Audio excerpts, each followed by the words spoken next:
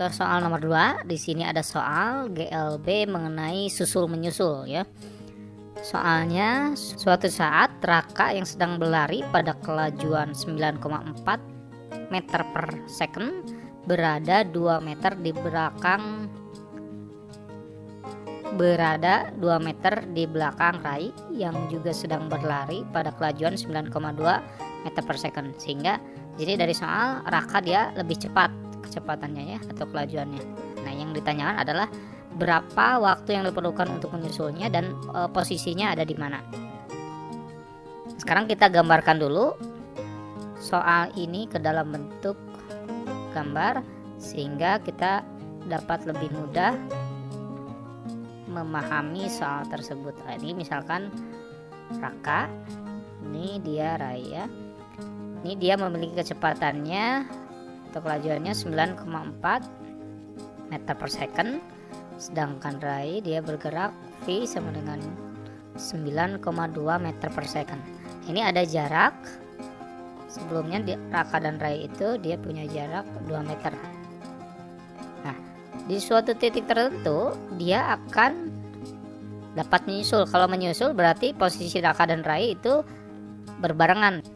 Jika kita misalkan ini posisinya adalah A, ini posisinya B, dan ini posisinya C, kemudian posisi atau jarak yang ditempuh oleh Raka menuju tempat ketika Raka menyusul kita misalkan dengan delta X1, dan jarak atau posisi Rai ke tempat menyusul Raka terhadap Rai itu kita misalkan delta X2, maka syarat agar menyusul Raka terhadap Rai, posisi AC dikurangi posisi BC.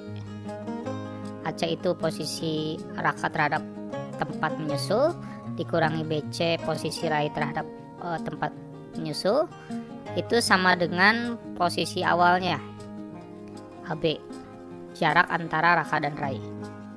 Nah, AC tadi sudah kita misalkan dengan delta X1, kalau BC itu delta X2,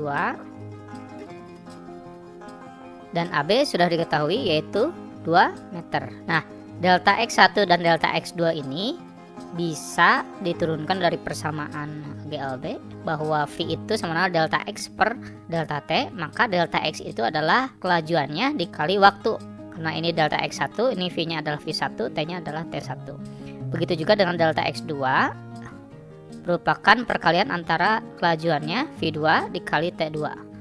Lalu kita masukkan ke syarat tadi, delta X1 itu V1 dikali T1, delta X2 V2 dikali T2 sama dengan 2 ya, 2 meter dari 2 meter. Nah, waktu Raka menuju titik pertemuan dengan Rai ke titik pertemuan itu akan sama.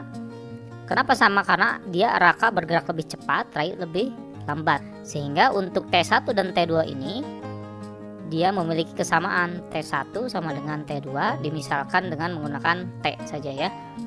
Sehingga rumusannya menjadi V1 dikurangi V2 dikali T sama dengan 2. Nah, kita masukkan V1 dan V2 nya. V1 nya nilainya kecepatan dari Raka yaitu 9,4 dikurangi 9,2 dikali waktu Raka dan Rai mencapai titik C ini sama dengan 2. Selisihnya hasilnya yaitu 0,2 dikali T sama dengan 2, maka T sama dengan 2 dibagi 0,2 yaitu 10 detik. Nah, itu pertanyaan yang pertama. Berapa second diperlukan Raka untuk menyusul Rai? Yaitu 10 detik. Nah, di manakah Raka menyusul Rai? Nah, di titik C. Berapa berapa jaraknya? Kita akan lihat. Nah, untuk menentukan posisinya kita masukkan ke persamaan jarak yang dimiliki oleh Raka ataupun Rai, salah satunya saja. Kita masukkan delta X1 milik Raka ini sama dengan V1 kali T1. Tadi T1 itu akan sama dengan T, maka V1 nya yang dimiliki oleh Raka kecepatannya atau kelajuannya 9,4 meter per second. Kalau T nya yaitu 10 second. Sehingga posisi Raka dari posisi awalnya ke titik pertemuan antara Raka dan Rai yaitu 94 meter.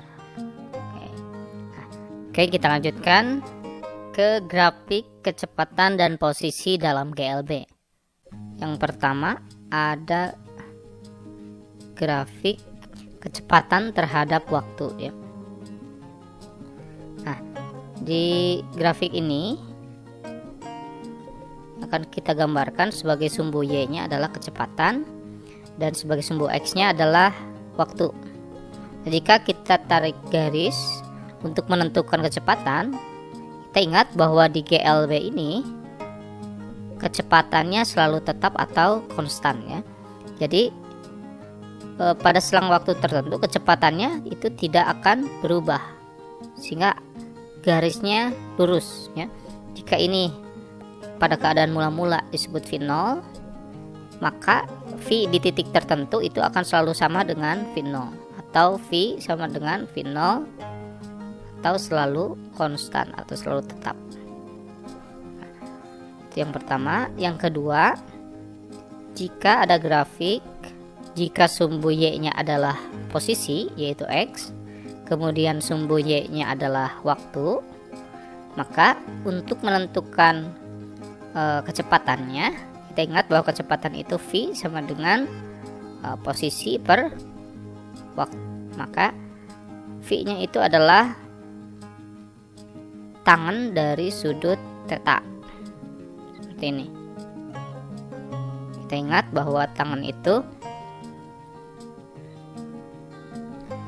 depan per apit ya. Depannya ini akan sama dengan nilai posisi, apitnya adalah waktu. Jadi tangen theta ini kalau kita hitung nanti akan sama dengan nilai kecepatan. Jadi kecepatannya ini dapat diperoleh dari tangen theta. Nah, sekarang untuk menentukan yang namanya perpindahan ataupun jarak itu juga bisa dihitung dari grafik dengan sumbu Y-nya yaitu kecepatan, sumbu X-nya yaitu waktu. Jika misalkan kecepatannya konstan, maka pada selang waktu tertentu, misalkan ini waktunya 2 second, ini 3 second. Nah, ingat bahwa tadi posisi atau jarak ini memiliki rumusan awal V sama dengan X per T, maka nilai X sama dengan V kali T. Nah, ini juga sama dengan menghitung luas. Jadi kalau di antara ini waktunya, maka jarak atau perpindahannya merupakan luas daerah yang diarsir. Jadi X-nya itu atau delta X-nya perubahan jarak atau perpindahan merupakan luas daerah yang diarsir. Nah, jika ini merupakan persegi panjang, maka luasnya panjang dikali lebar. Nah, sekarang kita akan coba merubah ilustrasi dalam bentuk gambar ke dalam bentuk grafik.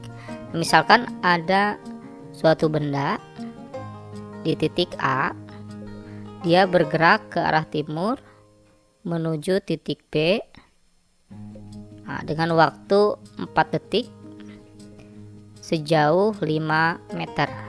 Kemudian di titik B ini benda tersebut akan diam terlebih dahulu selama 3 detik dan akan kembali ke arah barat atau ke arah kiri sepanjang 7 meter, lamanya yaitu 5 detik. Nah, jika kita ubah ilustrasi tersebut ke dalam bentuk grafik dengan sumbu Y-nya adalah posisi dengan satuannya meter dan sumbu X-nya adalah waktu dalam second. Nah, di posisi awal di A ke B dia memerlukan waktu 4 detik ya. 1, 2, 3, 4 dengan menempuh jarak 5 meter. 1, 2, 3, 4, 5. Kita hubungkan. Nah, seperti itu ya kondisi dari A ke B. kita gambarkan seperti ini. Kemudian di B ini dia berhenti selama 3 detik. Kalau berhenti berarti tidak ada perubahan posisi yang terjadi. 3 detik dimulai dari 4, berarti 5, 6, 7. 5, 6, 7. Tidak terjadi perubahan posisi sehingga dibuat lurus. Ini dari titik A, B, kemudian diam dia menjadi C. Dari C kemudian bergerak ke barat, kita tuliskan posisinya D. Ini kita tuliskan C. B ke C itu dalam posisi diam. Lalu kemudian dari C ke D ini dia bergerak ke arah barat, balik lagi selama 5 detik.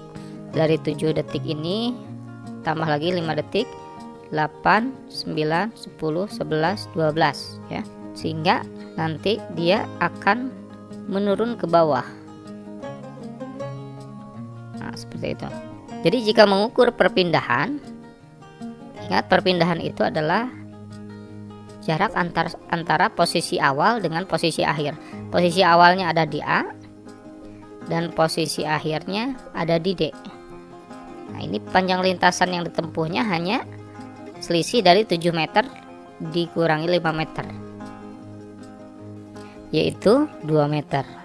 Sedangkan untuk menentukan jarak, kita ingat bahwa jarak itu adalah panjang lintasan. Si benda bergerak dari A ke C itu sepanjang 5 meter.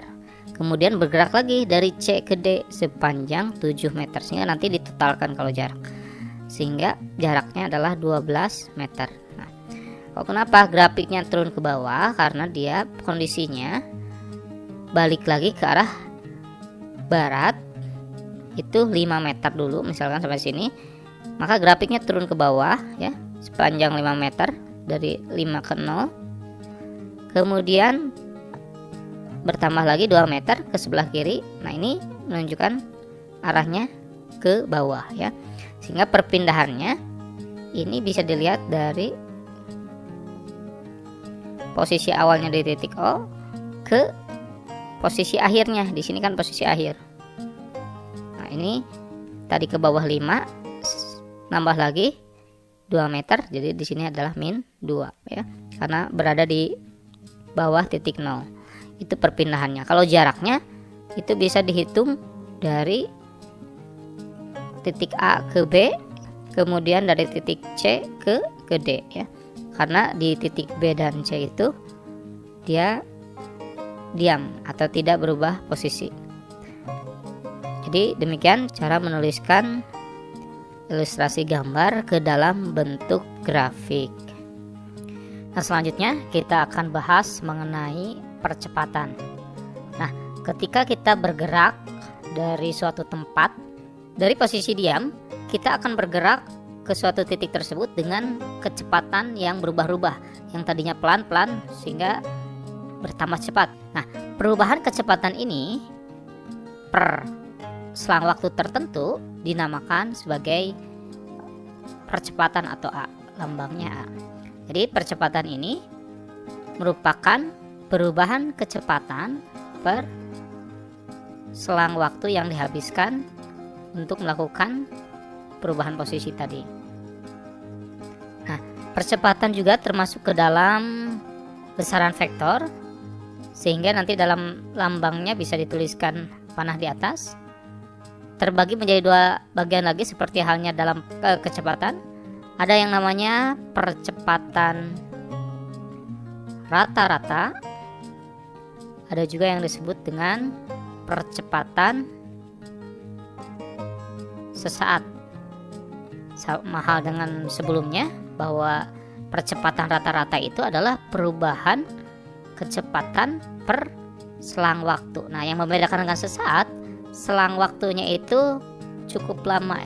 Jadi ada jarak antara satu waktu dengan waktu yang lain, cukup besar selang waktunya. Kalau percepatan sesaat, dia selang waktunya sangat tipis sekali atau sangat kecil. Jadi ini delta T-nya sangat kecil. Sehingga untuk menentukan percepatan sesaat menggunakan pendekatan limit lagi, delta V per delta T disederhanakan menjadi determinan atau turunan dari kecepatan terhadap waktu. Nah, sekarang kita akan masuk ke bagian selanjutnya, yaitu mengenai gerak lurus berubah beraturan atau disingkat GLBB. Nah, kalau di GLB atau gerak lurus beraturan, kecepatannya konstan atau tetap. Nah, kalau sekarang suatu benda dikatakan mengalami GLBB jika dia bergerak dengan kecepatan yang berubah, tetapi berubahnya itu secara beraturan. Misalkan ketika waktunya 0 detik menuju ke 2 detik, kecepatannya mula-mula dia 2 meter per second. Dari 2 second ini ke waktu 4 second, dia akan mengalami kenaikan kecepatan menjadi 4 meter per second. Nah, kemudian dia bergerak lagi setelah 6 second, kecepatannya naik lagi menjadi 6 meter per second. Jadi setiap selang waktu 2 second, ini 2 second, ini 2 second, ini 2 second, kecepatannya akan naik juga, kecepatannya akan bertambah juga sebesar 2 meter per second secara beraturan. Nah, itu yang dimaksud dengan GLBB. Jadi kecepatannya tidak naik turun secara acak. Di GLBB ini kecepatannya dia berubah, namun berubahnya itu berubah beraturan dan memiliki nilai A-nya itu. Ingat bahwa percepatan itu adalah perubahan kecepatan per selang waktu. Nah, karena berubahnya beraturan, maka nilai A-nya itu akan konstan atau tetap. Nah, kita selanjutnya akan bahas mengenai persamaan-persamaan yang ada dalam GLBB.